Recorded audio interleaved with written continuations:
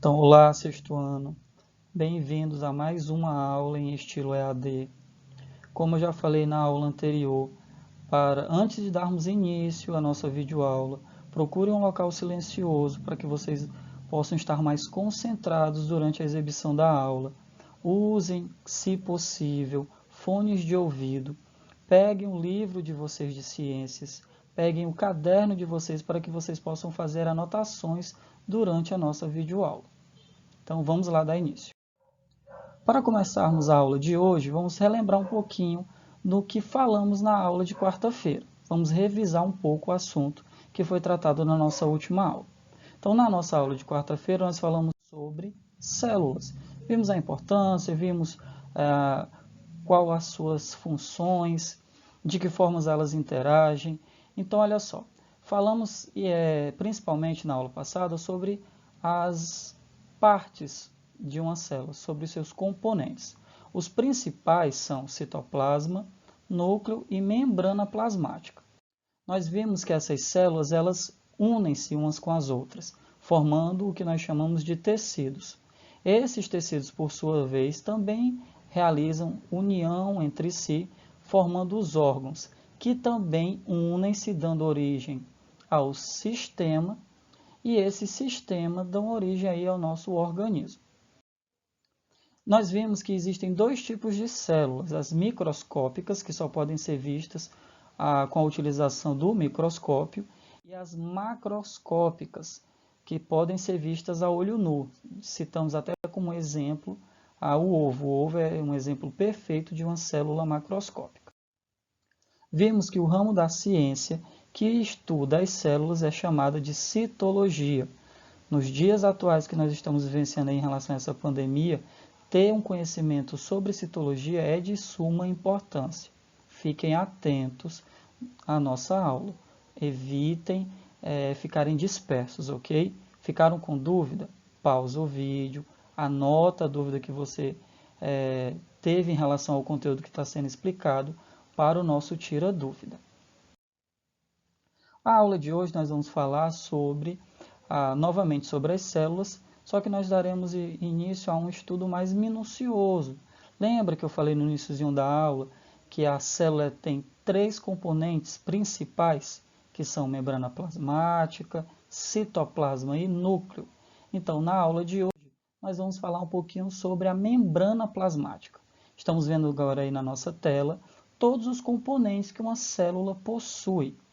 Esses componentes vão ser estudados de forma gradativa. Nós vamos aí aos poucos estudando esses componentes. Mas o componente da célula que vai ser abordado nesta nossa aula é a membrana plasmática. Mas o que seria a membrana plasmática? Quais seriam as suas funções? Para que serve a membrana plasmática? Tudo isso nós vamos aprender na nossa aula de hoje. Então temos aí uma visão mais detalhada do que seria a membrana plasmática. Estamos vendo aí os seus componentes, quais substâncias a formam. Então, isso tudo nós vamos abordar na aula. Todas as células apresentam uma estrutura denominada membrana plasmática. Só dando um reforço, por que eu estou dando ênfase aí que toda célula possui membrana plasmática? Porque nós vimos que alguns componentes não estão em todas as células, mas membrana plasmática faz parte de todas as células que nós iremos estudar. A membrana plasmática ela também pode ser chamada de plasmalema, que funciona como uma barreira a impedir tanto a saída do conteúdo celular para o meio, quanto o fluxo de qualquer partícula para o interior da célula. Essa característica mostra, portanto, uma importância da capacidade da seleção dessa estrutura. Vamos ver agora a estrutura de uma membrana plasmática. O modelo da estrutura da membrana plasmática atualmente conhecido, atualmente aceito, é chamado de mosaico de fluido e foi proposto por Singer e Nicholson em 1972. Esse modelo, a membrana plasmática é descrita como uma bicamada fosfolipídica, olha só aí uma palavrazinha de significado talvez desconhecido para vocês, com a presença de proteínas. Proteínas com certeza vocês já ouviram né, que aí a gente vive ouvindo a importância de uma alimentação saudável, porque é rica em proteínas e tudo mais. Por existir a movimentação dos lipídios por essa estrutura, a membrana apresenta certa fluidez, não sendo, portanto, considerada estática. O que é algo estático? É algo parado, é algo físico. A membrana plasmática não possui essa característica. As moléculas de fosfolipídios apresentam agrupamentos não polares, que significa aí hidrofóbicos, isto é, que não absorve água, e grupamentos polares, que são chamados de hidrofílicos, isso é, que retém a água. Os agrupamentos não polares ficam voltados para o centro da membrana plasmática e os polares ficam voltados para a superfície externa e interna da membrana. As proteínas encontradas na membrana podem ser chamadas de periféricas ou integrais. As proteínas periféricas são aquelas que não apresentam a membrana, não atravessam a membrana plasmática e estão indiretamente ligadas a ela, enquanto as integrais encontram-se inseridas na camada lipídica. A membrana plasmática possui algumas especializações, tais como algumas características, tá, turma? Até o professor aí tem uma certa dificuldade. Microvilosidade. O que significa isso? Significa o quê? Encontradas em células do intestino e rins, no geral em células que possuem função de absorção. Serve para aumentar a superfície de contato com o meio externo, aumentando assim a absorção da célula. Cílios e flagelos. Cílios se encontrarão em células das vias respiratórias em grande quantidade e serão menores que os flagelos. Os cílios batem e expulsam impurezas. Já os flagelos têm função aí de transporte, em algumas células até de locomoção. Junção oclusiva. Impede a entrada de micro-organismo entre as células. Bloqueia a entrada no meio das células, principalmente de vírus, olha aí, e bactérias, e isola as duas células que estão a se unir. Desmossomos. Tem função de adesão. Une uma célula a outra. Lembra que eu falei para vocês que as células unem-se dando origem aos tecidos? Isso ocorre justamente por conta da desmoção, ok? Da adesão aí das células. Junção comunicante. Como assim, professor? As células se comunicam? Observem. Serve para permitir troca de substâncias entre uma célula e outra, principalmente de aminoácidos e água. Se ocorre interação entre uma célula e outra, elas estão se comunicando, ok, turma? E aí, quais seriam as funções da membrana plasmática? A membrana plasmática tem 3 funções: revestimento, proteção e permeabilidade seletiva, sendo aí que a permeabilidade seletiva é uma das funções mais comuns, mais conhecidas em relação aí à nossa membrana plasmática. Ela recebeu esse nome devido à sua capacidade de selecionar quais são as substâncias que vão entrar e sair da célula, através do mecanismo da permeabilidade seletiva, certo? Então, permeabilidade vai estar relacionado com com a ideia de de permitir, certo? E seletiva justamente é autoexplicativo, né? Vai ser selecionado o que entra e o que sai da nossa célula. Então, é uma das principais funções atribuídas à membrana plasmática. A membrana plasmática é extremamente fina e só é capaz de ser enxergada através do microscópio eletrônico. Por ser tão fina assim, outras estruturas a recobrem, atribuindo-lhe uma proteção extra, que são a parede celular e o glicocálice, o qual possui a função primordial de proteção. Falando aí um pouquinho do glicocálice, tem uma curiosidade sobre ele. Com certeza vocês já ouviram falar sobre transplante de órgãos. Agora, como é que é possível a gente pegar o órgão do corpo de uma outra pessoa e transplantar em uma outra? Justamente por conta, turma, do glicocálice. Olha só. Nos animais, o glicocálice também terá a função de reconhecimento celular, sendo, por exemplo, de grande importância em transplantes.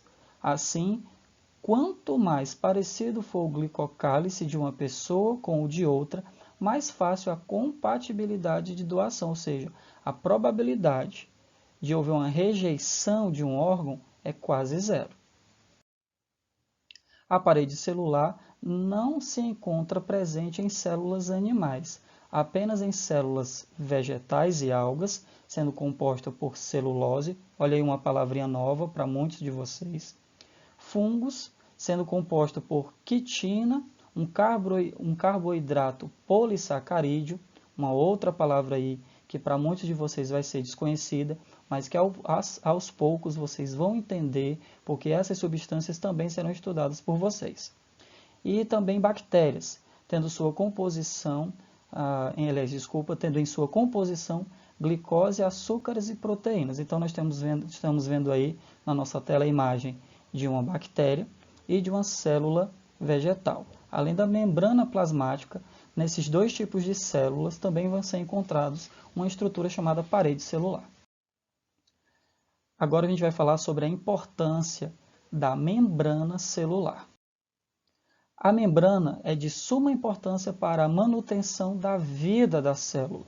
Se não houvesse membrana plasmática, a célula não teria vida. Consequentemente, nós também não teríamos vida, já que as células são consideradas unidade fundamental dos seres vivos, pois suas funções garantem o bom funcionamento da célula. Os organismos estão realizando a todo momento um troca-troca, né? E isso ocorre de três formas. E nós vamos ver de que três formas são essas.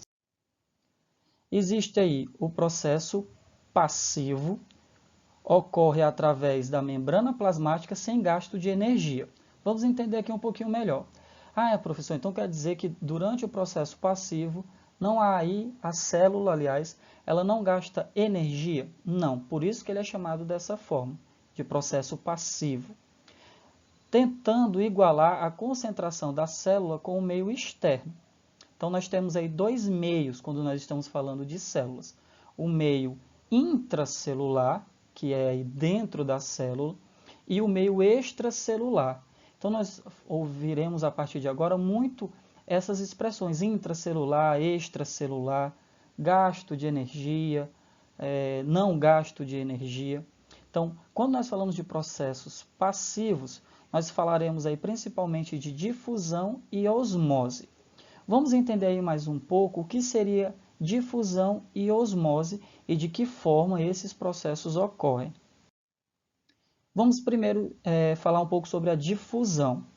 Lembrando, turma, mais uma vez, acompanhe a nossa aula com o livro, sempre acompanhando as explicações com o livro.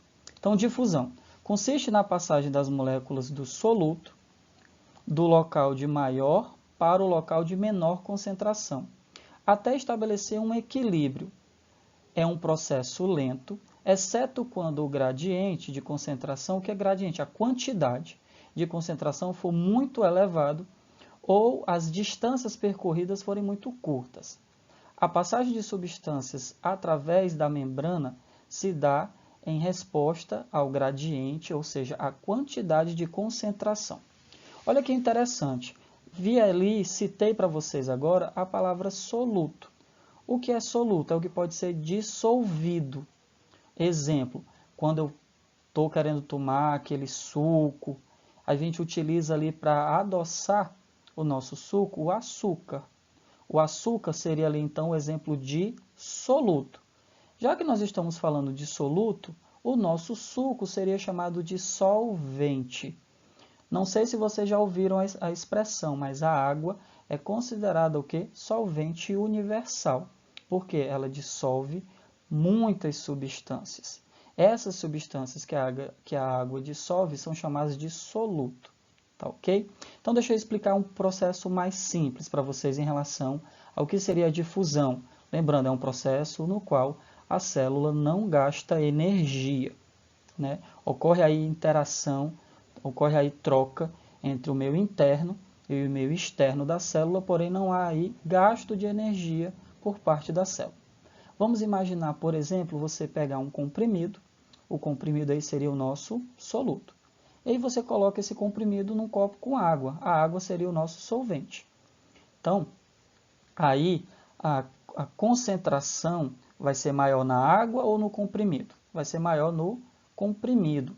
E aos poucos, de forma lenta, esse comprimido vai ser dissolvido, porque o objetivo aí vai ser sempre estabelecer um equilíbrio, né, de concentração. Então, isso que eu acabei de explicar para vocês pode ser observado nessa imagem que eu coloquei no slide. O comprimido, de forma lenta, vai se dissolvendo até ocorrer o equilíbrio entre os meios. Osmose. A água se movimenta livremente através da membrana plasmática. Ó, como eu falei inicialmente, a nossa água aí vai ser o nosso quê? Soluto ou solvente? Muito bem, turma, a água vai ser o nosso solvente. Então, a água ela tem aí essa característica, ela se movimenta livremente em relação à nossa membrana plasmática. Sempre do local de menor concentração de soluto para o de maior concentração, porque o objetivo sempre vai acontecer o quê? O equilíbrio.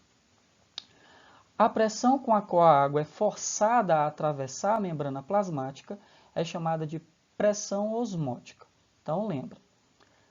Temos água nas nossas células? Claro que temos, por isso que é tão importante nós estarmos sempre bebendo água, para que nós possamos aí hidratar as nossas células, porque elas necessitam de água. E nós já vimos que a água é o nosso solvente, certo? E quando há aí uma diferença entre a concentração, entre o gradiente do soluto, a água tende a ir sempre do meio que tem menos concentração de soluto para um meio onde tem maior concentração de soluto, para que aconteça aí um equilíbrio. E a força, né, com que essa água atravessa a nossa membrana plasmática é chamada de pressão osmótica. A osmose não é influenciada pela natureza do soluto, mas pelo número de partículas. Como assim, Jean? Como assim a osmose não é influenciada pela natureza do soluto? Não importa de que soluto nós estamos falando. O que vai ser levado em consideração vai ser a quantidade que ele se localiza no meio. Lembra que no exemplo anterior eu usei como exemplo de soluto o comprimido? Então, o soluto pode ser o comprimido, o soluto pode ser o açúcar, como eu expliquei na questão do adoçar o suco. Então, não importa qual é a natureza do soluto, mas sim a quantidade de soluto existente no meio. Quando duas soluções contêm a mesma quantidade de partículas por unidade de volume, mesmo que não sejam do mesmo tipo, exercem a mesma pressão osmótica. Então, nessa situação, nós dizemos aí que ocorre algo chamado isotônicas. Ok? Essas partículas vão ser chamadas aí de isotônicas. Caso sejam separadas por uma membrana, haverá fluxo de água nos dois sentidos de modo proporcional, de modo bem calmo, bem tranquilo. Quando se encontram soluções de concentrações diferentes e que possuem mais soluto e, portanto, maior pressão osmótica, é chamada de hipertônica. E a de menor concentração de soluto e menor pressão osmótica é chamada de hipotônica. Separadas por uma membrana, há maior fluxo de água de solução hipotônica para hipertônica, até que as duas soluções se tornem isotônicas. Então lembra, né? Hipertônica tem maior concentração de soluto e a hipotônica tem menos concentração de soluto.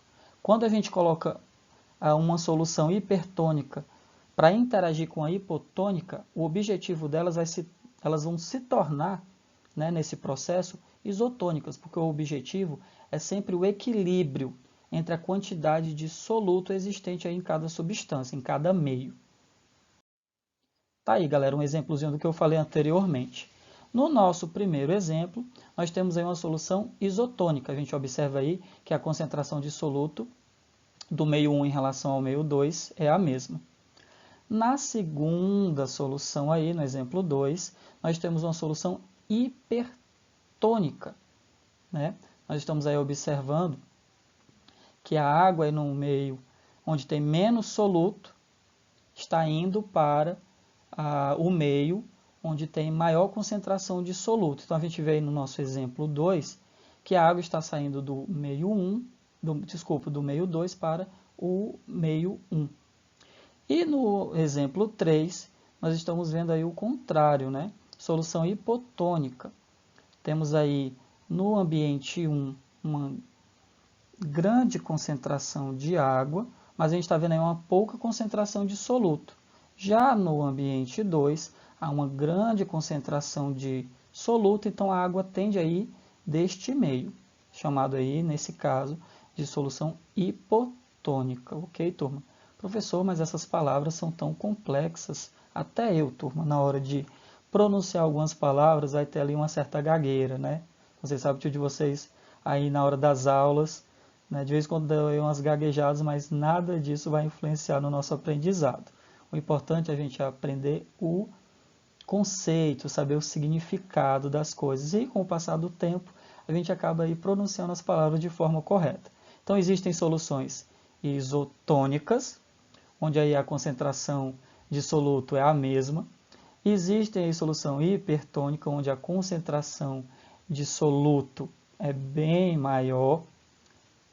E aí hipotônica, que seria aí aquela situação onde a concentração de soluto é menor.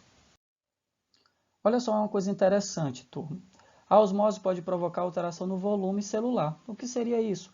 A osmose ela pode provocar diminuição ou aumento de uma célula. Coloquei aí um exemplo, essa imagem, essas células vermelhas aí são hemácias humanos, ou seja, são células encontradas no nosso sangue, por isso que o nosso sangue tem aquela coloração avermelhada. Então, olha só, uma hemácia humana é isotônica em relação a uma solução de cloreto de sódio. Caso seja colocada em um meio com maior concentração, ela vai perder água e, consequentemente, murcha. Se ela for colocada em um meio mais diluído, ou seja, hipotônico, onde tem uma maior concentração de água, ela vai acabar absorvendo essa água por osmose, que é o que nós estamos explicando, e aumenta o seu volume, podendo até ocorrer um rompimento dessa célula, que é chamado de hemólise. Ok, turma? São palavras difíceis de serem pronunciadas, são palavras que vocês ainda não estão habituados a trabalhar com elas, mas com o passar do tempo, com os estudos, né, dos nossos capítulos de ciências, vocês vão se adaptar a essas palavras, ok? Agora vamos falar um pouquinho da nossa atividade, para finalizarmos a nossa aula. A atividade que vocês vão realizar no livro, certo? Que vocês vão me enviar lá por meio da sala virtual do Google Classroom, está aí nas páginas 78, 79 e 80. Vocês vão responder as 6 questões relacionadas a essas 3 páginas.